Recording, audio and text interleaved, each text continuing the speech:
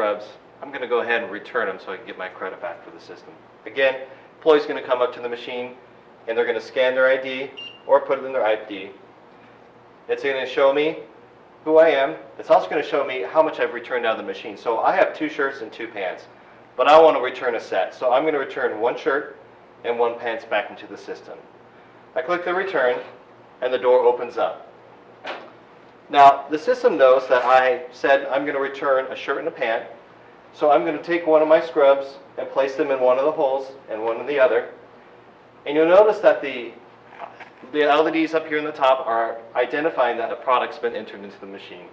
Go ahead and close the door, and what happens then is that the door is actually going to drop the scrubs into the system.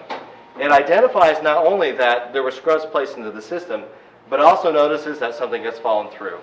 So it's kind of a check and balances. So I told it how many I'm returning. I've told it that I'm putting these specific scrubs back into it. I'm then putting those scrubs and it's identifying it, and then it notices that something's dropped. Again, checks and balances. If I go back to the machine and I want to return my next set, I go ahead and scan. Again, it's going to identify myself, and it's going to list out that I have 1 shirt, 1 pant. I would then at this point add in that I'm going to return another shirt, another pant to get my credit back.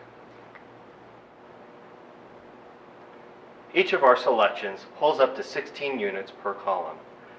Each of these machines for dispensers holds up to 8 columns.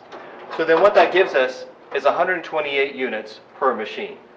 If we go ahead and add a second machine, that gives us 256 total units in both machines combined.